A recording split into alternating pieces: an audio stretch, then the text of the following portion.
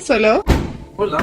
How are you? Good morning. Morning. Are you excited to be at work today? Always. What's so exciting about today? Well, I'm alive, relatively healthy. Well, very healthy. And I have an opportunity to create value, serve my fellow man, and make money while I'm doing it. Nice. So people call you Solo the land guy. So why land?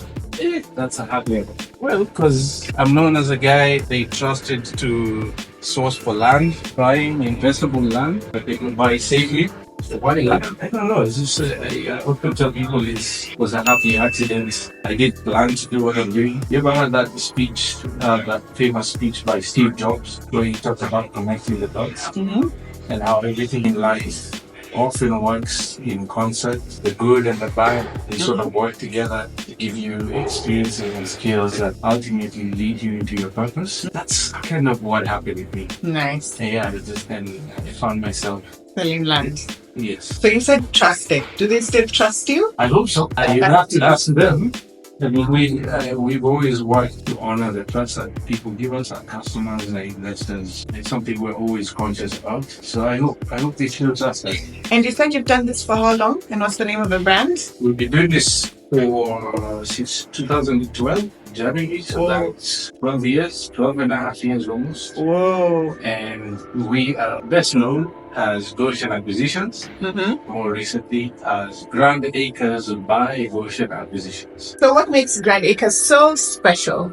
Well, we think what makes us special, number one, is our purpose. Our mission, we are motivated to serve Kenyans here in Kenya as well as abroad to invest safely. I think that's a special calling. It really is for us. It's not something we do just because we have nothing else to do. We believe this is what we're meant to be doing at this time in our lives. The other thing that makes us really special is our team. We have an amazing team of individuals who help each other to achieve the mission and the vision. The other thing that makes us really special is our product. We have the best product in this country. Our sites are especially chosen and picked amongst many others. What are you currently watching at the moment? Currently nothing really. The last thing I watched intently was the latest season of Billions. I think it's season 7. I love that show. Otherwise, I'm not following anything specific. I'm working a lot. Kids, everything else. I just don't have the time to follow. Solo, how do you select the locations of the products you sell? Well, there's 3 main criteria that we use. First one is proximity to Nairobi. We don't like to be anywhere beyond 3-hour driving radius from Nairobi town. If it's further, it has to be a place you can fly. And then second one is we like to be next to pending developers because that means infrastructure develops a bit faster and that's good for your short-term value appreciation. Third one is unique geographic proposition. So things like water frontages, the mountain views, and you can see that from all our sites. We always have something unique about our sites that guarantees desirability for the long term outside of other market forces. So those are the 3 main ones. Very insightful. So I'm very curious about lakefront property. Tell me more. Do you have anything lakefront? Lakefront, yeah. I mean, right now we have our Rustling Dawn property. Beautiful master plan residential community right on the water. 99 meters of water frontage at this amazing UNESCO World Heritage Site that we call Lake Elementaita. One of probably the only residentially zoned compound on the water frontage at Elementaita. Most of what you'll find at Elementaita tends to be commercial with resorts and that sort of thing. For good reason, it's obvious what the opportunity is there. But we thought it would be special to allow people an opportunity to own residential compounds right on this water body. It's the smallest of the 3 lakes. It's right in between Lake Naivasha and Lake Nakuru, about 30 minutes either way. So very strategically located to harness the ecotourism opportunities there. A lot of people don't know this about Lake Elementaita, that it's a UNESCO heritage site because of the bird life. Over 400 bird species are found at Lake Elementaita, many of which are on the endangered list, which I think is super special. You won't find that with any other site. Yeah. The sunsets there are heavenly, to put it mildly. Sundowners at Lake Elementaita are 1 in a million. And of course, proximity to Nairobi. It's only an hour, 40-minute drive from Nairobi. Very soon, because the government announced that they're going to be doing the dual carriage from Nairobi to Suswa. Between Nairobi and Nakuru, dualing that road, we are well on course. It is my plan that before the end of this year, we begin the launch and construction of the dualing of the road between Nairobi and Nakuru. That's probably going to shorten to almost an hour, hour 15 max with the dual carriage. So you want to get in now before it gets super expensive. Okay.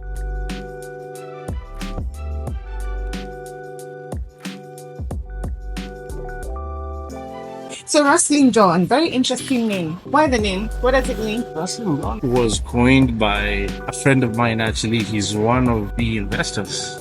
Because sometimes we buy our sites, especially the very expensive ones, we fund by borrowing or having financial partners come on board. One of them happens to be a landowner there already. We came up with the name Rustling Dawn, and it was apt. Yeah. Because if you ever visit the shores of Lake Elementaita, particularly on our side with all the vegetation, the wild greenery, and the breeze is blowing, and the sun has just come out, and the crisp air is moving, you'll hear the rustling of the leaves. And that made sense to everyone who heard that when we were considering different names. So Rustling Dawn it became.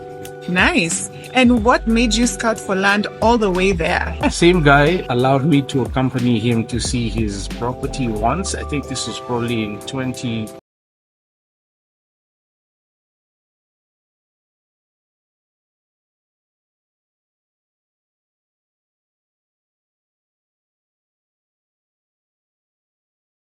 From where we are, and it was the first time I'd ever ventured onto the shores of the lake. I'm from Wangwe.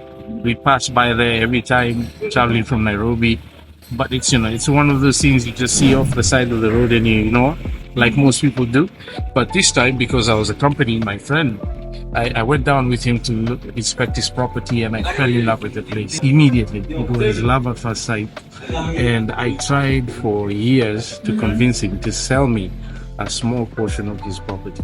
And why Lake Elementaita? Why not Lake Naivasha, Lake Nakuru? Why Lake Elementaita specifically? I guess it's a combination of different things. I mean, I had been to the shores of Lake Naivasha before, but it didn't touch me the same way. Yeah. As Elementaita did. Yeah. There's just something, for lack of a better term, there's something ethereal about Lake Elementaita that compelled me to try and find a property there. And so I did. It took me 3 years to scout land. I looked at everything up and down the shores of that lake. Yeah. On the second row, on the third row, across the highway, on the cliffs, the famous hill on the opposite side of the highway. I looked at everything up and down until I found this particular site, and I knew immediately we had to buy it. And this was way back in 2015. Nice. So we've owned it for almost 10 years. It's gonna Whoa. be. Yeah. That's crazy. Yeah, again, we only sell what we own. We're not brokers. Yeah. We own what we sell, and this is some of what it takes for us to have a viable product for our customers to buy. So let's go in, get your morning coffee. But I have one more question as you walk in. What did you want to be when you were growing up? An architect. Okay. He's what I said every time someone asks. And how far did that go? It went quite far. After high school, I enrolled at the Savannah College of Art and Design to study architecture. It was a 5-year master's program from 1999. I was supposed to complete my studies in the year 2004, but I dropped out in my third year. School fees became an issue at some point due to financial hardship back home, and I had to drop out, unfortunately. And that was a very hard time for me, a hard season, because I was doing well. I loved it, I enjoyed it, but sometimes life happens, or bad things in life happens. Yeah. And I had to pivot to something else. But I think your life has come quite full circle. Maybe not. Maybe it's still coming. It's still turning. I'm not that old. I'm not old yet, but I have learned enough to be open to growing and changing, and I trust that God will lead me down the path I'm supposed to be going. Nice. So there's so much conversation about riparian land. What does that mean anyway? What does riparian land mean anyways? Well, riparian land is a technical term for reserved space between water bodies and settlements along the water bodies. That's it. That's it. So is your land on riparian land? Definitely not. If you know anything about Grand Acres by Goshen acquisitions, we are sticklers for due process, doing things clean, doing things right. So no, none of our properties are ever located within riparian zones. One of the things we do when we're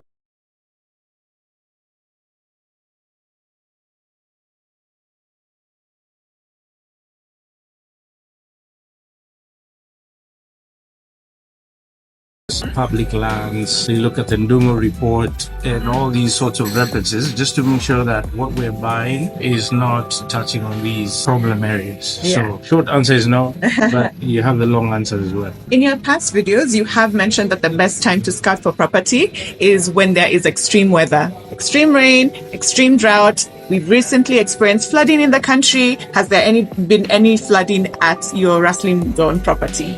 No flooding. None? No, none. Even just a bit coming into your property? Nothing? Nope. If you source land properly and go about it the right way, you shouldn't have those issues. I mean, unless it's something out of the extreme ordinary, like what the insurance industry classifies as acts of God. You know, if Noah's flood came, maybe we can have a conversation. But no flooding. And I think anyone who checks on our social media platforms, some of the team members went to site as well recently and filmed. I think it had rained the night before. Yes. This place, when it rains, it's flooded. You can see it. The water levels are right down there. It's right now 9:46, 2nd May 2024. We're all in our umbrellas, raincoats, just in case it rains. We've already shown you how it's inclined, how it's green. There's no space we've seen where water has settled in any form, even on the flat surfaces. It's such a beautiful space. All our platforms, I think we're the only company that educates the general public on how to go about owning land safely, including what documents to ask us for to avoid problems. I think at the last count, there's over 1,400 videos up on our YouTube channel. And you also have the checklist, right? Of course, the 9 steps to safe land in Kenya. Why did you guys create the checklist? It just felt like the natural thing to do, to condense all our video content into something easily digestible for people to follow as they're doing their homework, looking for opportunities. They can check off the list. I've done this, I've done that. Just, it's like you're about to take off on a flight and you're the captain. And they go through the checklist to make sure they don't have problems in mid-flight that ends up killing people. The checklist was put together for that purpose, just to make sure that by the time you're paying for the land and parting with your hard-earned cash capital, there is virtually little to no risk of you losing money or having problems with the government because something important was skipped, missed, or not done. So that's why we did the checklist. Okay. So for now, I'm curious. Do you have any hobbies other than your work? Yeah, I have a few. Top 2. Top 2. As much as I haven't had time to watch, to keep up with my watching schedule, I love to watch movies. I've always been a big movie lover, especially the big screen. What's the second one? I'd say, honestly, I love to spend quality time with close friends. Just sit under a tree, drinking water or a nice beverage and just having real conversations about life. I really do enjoy that. More than most people, I would say. And then, of course, there's mountain biking, and that's mostly theoretical. I got myself a mountain bike. I hardly ride it. I haven't made time. It's in the works. I love to barbecue. Nice. I love to eat. I love good food. Usual stuff. So what's your favorite meal at the moment? Wow. My favorite meal at the moment would have to be a nice, juicy burger made with good quality beef and fresh ingredients and potato flour. Nice. Not wheat. Would you mind telling us where you had your favorite, best burger in the country? Where? In the country. Hands down, Caltiva. Caltiva. This is not a paid endorsement. You can bleep out that name, but I haven't had a burger anywhere close to Caltiva's burger. All right, so we're gonna wait for one more coffee. As they prepare that, let's just have a sit outside as we wait. Okay. All right. So I have a question. A lot of the times when people buy land, they buy it for all sorts of reasons. What is the main reason that you would advise anyone to buy a piece of rustling dawn? What can they do with it after? I mean, obviously, it's master planned as a residential compound, so your usage is restricted to that. Now, we predominantly over the years realize that a lot of our customers purchase for speculative reasons, and I think that's why our industry has grown, made the leaps and strides that it has in terms of volumes of transactions and fragmentation of land.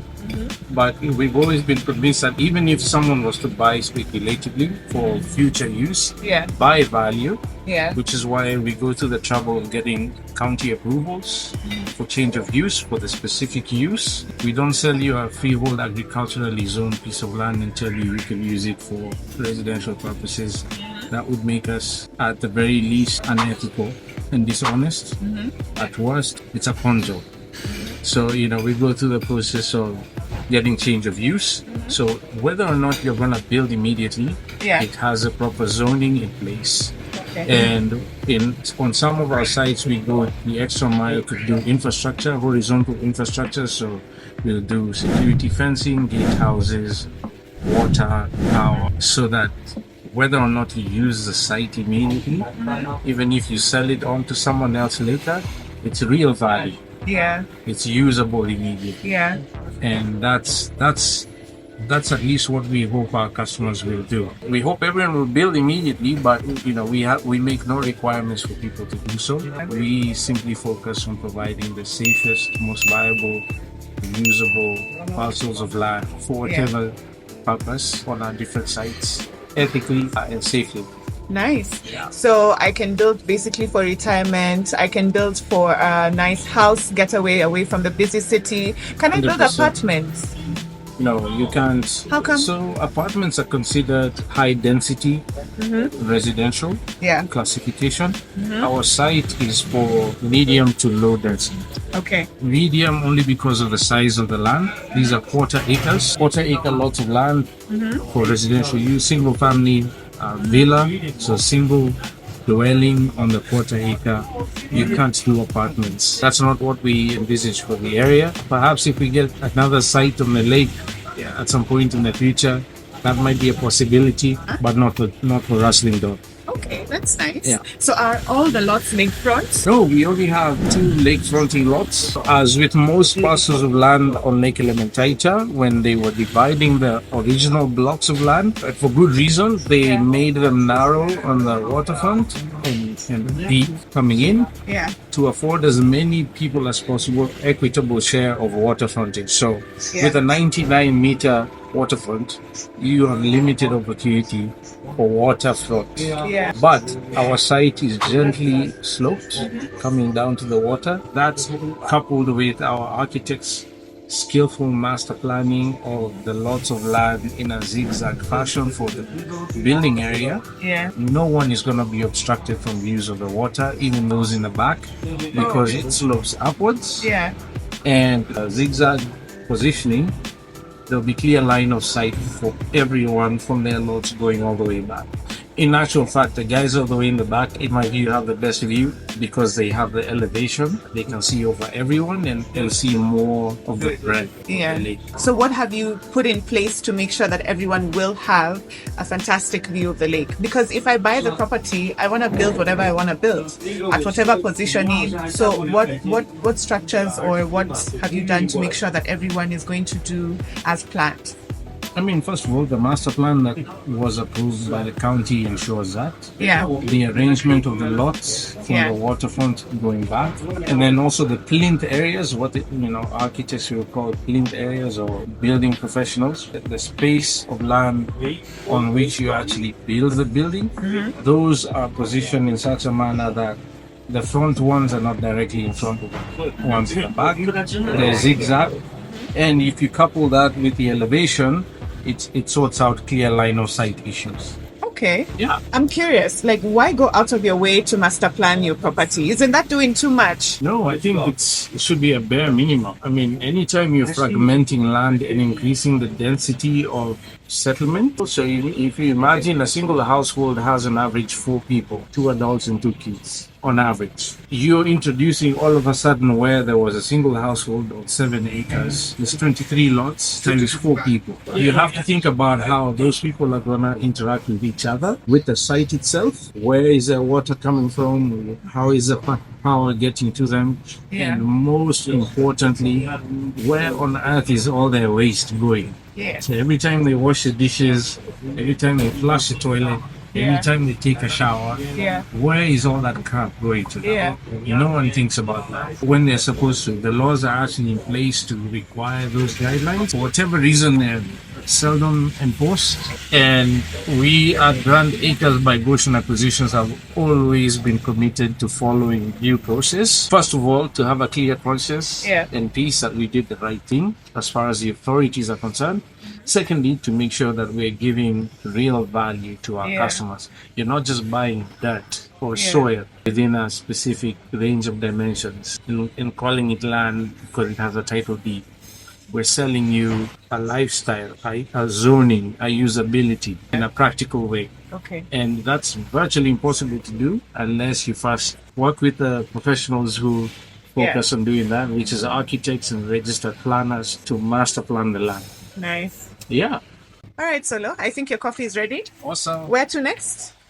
Just grab my coffee and then we'll head up to the office. Okay.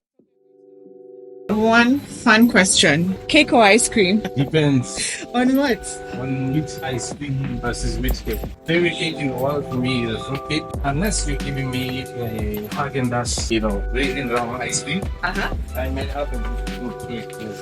Okay.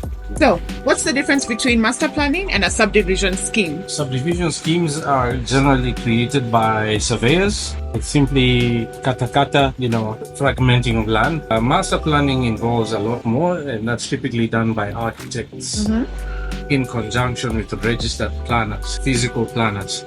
They look at the county policies around minimum sizes allowable for subdivision, population density issues, how many people are you going to be introducing, therefore what amenities are required to support the healthy living conditions, and those sorts of things. Architects will go the extra mile, I find, to take into consideration geographical issues. So the topography of the site, unique features, so how do we capitalize on the hill that's on the site to provide views versus public utility and that sort of thing. There's a bit of overlap between the registered planner's work and the architect, which is why they work in concert with one another. In Kenya, if you're going to change use, you have to use a registered planner to do that process. But if you're going to master plan, that is best done by an architect, in my experience. Nice. Yeah. Okay. So you mentioned there would be available water and electricity, which is something Grand Acres does for all its properties. What other value will you be adding to Rustling Dawn? Well, we don't always do that for all our properties. It depends on the location and the specific usage we're proposing. But in most cases, we'll make allowances for this. I mean, Rustling Dawn represents probably the highest version of that. It's master plan, appropriate change of use, zoning. Also, we'll have access roads, security gates, perimeter fencing. Our power and water happen to be already in the neighborhood because we're surrounded by thriving resorts which have all those amenities already. We simply need to plug into the infrastructure. So it's going to have everything you need to live practically. Okay. Yeah. So a lot of the time people are scared of being sold for land in the middle of nowhere. Is that the case for Rustling Dawn? Do you have neighbors? Are you close to civilization? Yeah, I mean, as I just mentioned, we are surrounded by resorts. Our two immediate neighbors are Surville Resort, which is neighbored by Pelican Resort. On the other side is Lakeview Point Resort. Tons of neighbors around. We're only 700 meters from the highway. So that is definitely not what I would describe as being in the middle of nowhere. What advice would you give someone looking to buy land in Kenya? I mean, first of all, define your goal. Know why you are looking to buy that piece of land, because that will predefine for you the rest of the process. I mean, I could yap about that for the next 3 days if you let me, but download our checklist. It's on our website, www.plantheacres.co.ke. Yes. Find the tab that says checklist, enter your details. It'll send you a free copy of the 9 steps to safe land buying in Kenya, and you'll be fine. Okay. Yeah. So where do you get your inspiration and motivation from every day?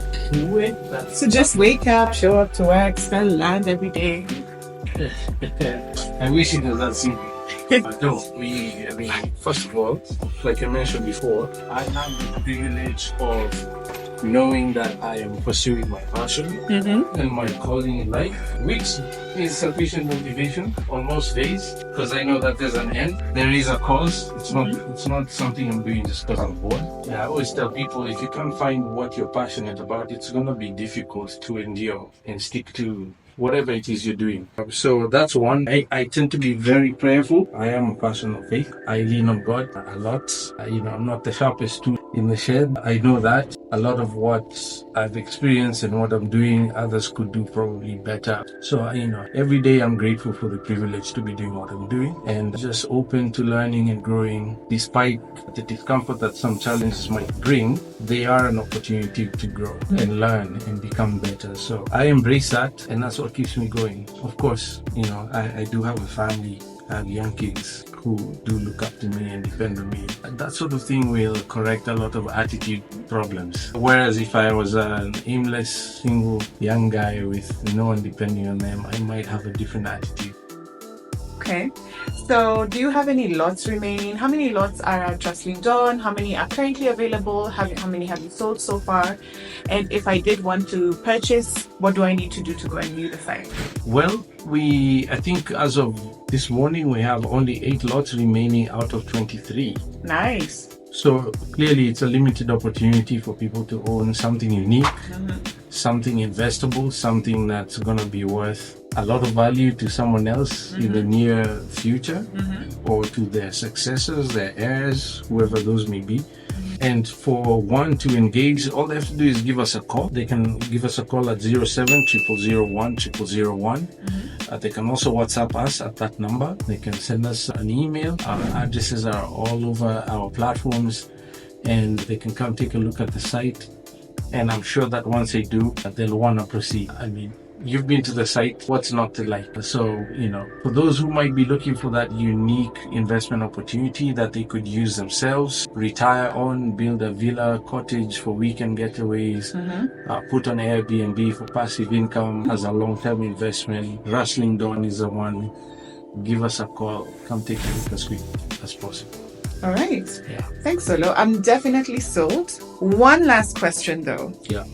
What's the one thing you would change about the world? The one thing I would change about the world? The whole world? If you were to improve anything in the world, what would that be to make it a better place? If I'm to be honest, I don't know. I haven't thought that far.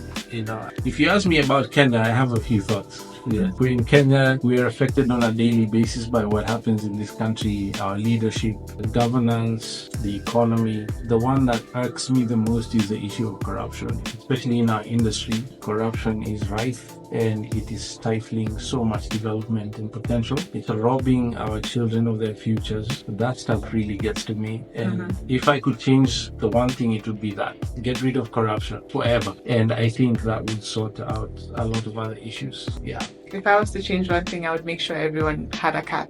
Well, thank God it's not up to you. Thanks a lot for your time. Have a good Tuesday. Thank you. All right, bye. Bye.